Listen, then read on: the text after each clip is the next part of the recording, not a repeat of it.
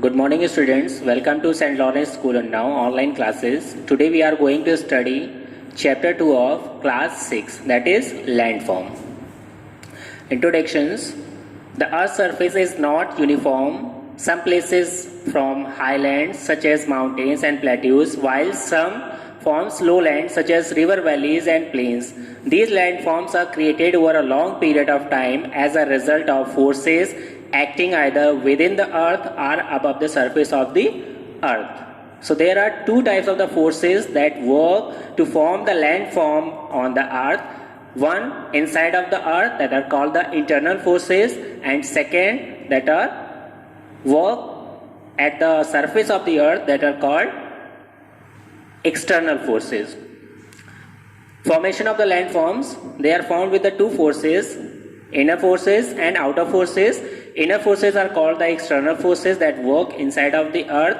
Many monomers, many features of the physical, we have seen that they lies below the surface of the earth. They are formed due to the internal forces of the earth, and external forces, like we have seen the mountains, plateaus and other types of the landforms on the surface of the earth, they are formed due to the external forces of the earth, that are river, glaciers, wind, etc. That's the type of the landforms. There are four major type of the landforms that we see on the surface of the earth, that you can visually see by your eyes on the surface of the earth. The first one is mountains. Mountains that are very high landforms and they are above to 3000 meters from the sea level. The surface of the earth that is above the 3000 meters from the surface of the earth, and higher lands, they are called mountains. Then valleys, they are created by the rivers. When the rivers started to flow from the mountain regions, they started to high flow of the waters and they started from highlands to lowlands and they form the valleys. The third one is plateaus. Plateaus, they are the rise land, look like a table, a flat surface over there and the steep slopes, they are called plateaus. The fourth one is plains. Plains, when the rivers started from the mountains and then after come to the middle part of its stage, it forms plains. Next is type of the mountains.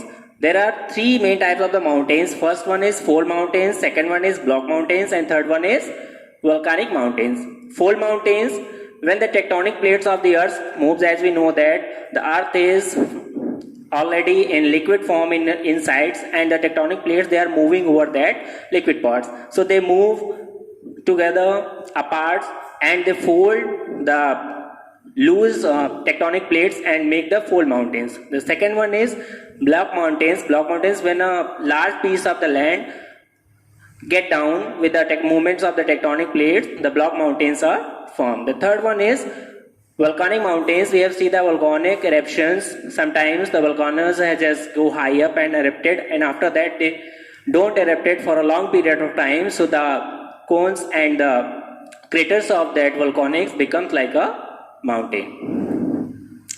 Second land feature is valley. Valley, formation of a valley. A rift valley is a lowland region that forms where Earth's tectonic plates move apart or rift. For examples, the Rain Valley and the Narmada Valley in India. Next is plateaus. High lands with a broad and flat surface is called plateau. It looks like a table. The third main features are land surfaces, and they are very important with the economical process of any country because they are rich in minerals. Many of the minerals are found in that plateau regions. There are three types of the main plateaus: intermountain plateaus, restricted are dome plateaus, dominant plateaus are border plateaus, and the fourth one is volcanic plateau. Intermountain plateaus are the plateaus that are surrounded by the landform from all sides. Dome plateaus, they are the plateaus that look like a dome and rise up somewhere else. The third one is pediment are the border plateaus, plateaus that lies on the border side of the areas. And the volcanic plateaus, sometimes the eruption of the volcanoes take place and they forms a table-like land with the lava that comes out by the eruptions of that volcanoes. Next is plains.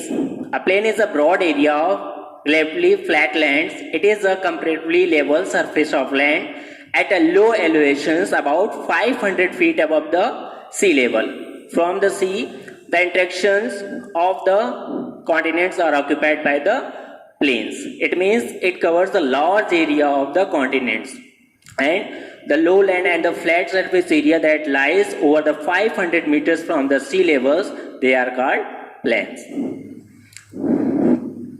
Type of the plains, there are three major type of the plains: structural plains and erosional plains and depositional plains. Structural plains, they are formed by the natures, and we have find out that lies over a long period of time. And the second one is erosional plains. The agent of the erosions like the wind, air, glaciers and rivers, they act as erosional agents over the long period of time of the surface of the earth. They erode the lands, the highlands, and make them plains. The third one are the depositional plains. They are also formed by that agents when the erosion material is deposited on the lowlands, and the plains are formed that are called the depositional plains.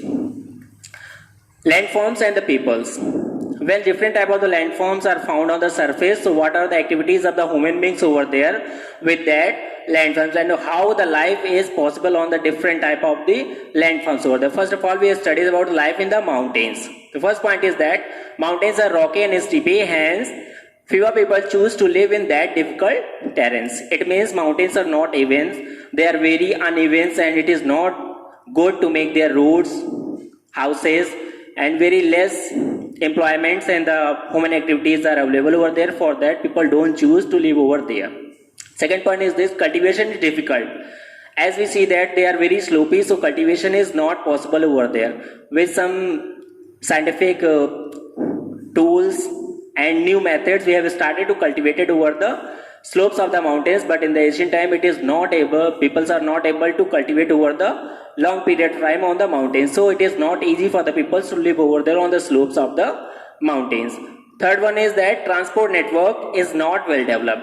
It is very difficult to construct the road. Even today we hear in the newspapers and the news is that many times the landslide areas on the mountain areas happens, and the roads that are constructed, they just distracted by the landslides and the different forces of the weathers. So it is not easy for the peoples to make the proper construction of the roads, railways, and also the air base over the mountains areas. So it is not suitable for the human beings to live over there.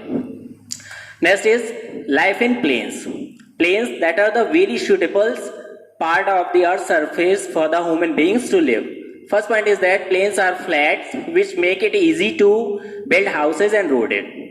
As we see that on the plain surface, it is very easy that we can construct all that type of the houses, road, and all that economic activities and agriculture work is also developed in the plains. Second point is that plains are fertile and easy to cultivate. Hence, many types of the crops are grown here. All the types of the crops, like the many types of the food crops and the cash crops and plantation crops, they all are cultivated on the lands. But it is not easier to do all that type of the crops on mountains. Third point is that it is easy to establish a dense network of road and railways on the flat level lands. As we have seen that all that plains of the world, whether they are the plains of the Indus Valley, whether they are the plains of the Amazon basins, it is very easy to form the construction of the road networks and the rail networks over there. So life in the plains is easier than the other landforms of the earth's surface. So people prefer to live in the plains, and most of the world population lives in that river valley plains. Importance of the mountains.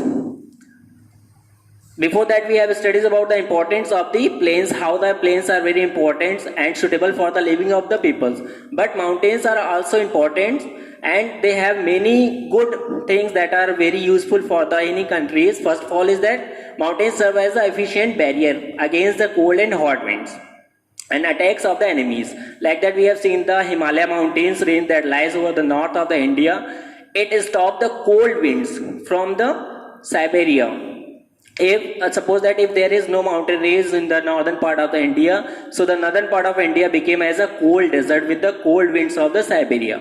Second, they also stop the enemies as work as a barriers.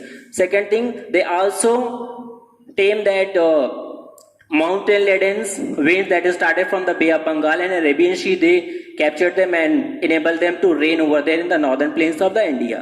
Second, many rivers also rises from the mountains. This is very good features of the mountains because all the perennial rivers, not in India, in the world we have seen that all that perennial rivers they started from the mountains or from any big lakes. So most of the big rivers of the world they started from the mountains regions because the top of the mountains they are covered with the snow throughout the years. Last point is that mountains are ideal tourist spots. We have seen that many tourist spots are found into the mountain regions. The sceneries of the mountains are very good and people love to visit over there. Thank you for this class. I hope you all have enjoyed and studied well.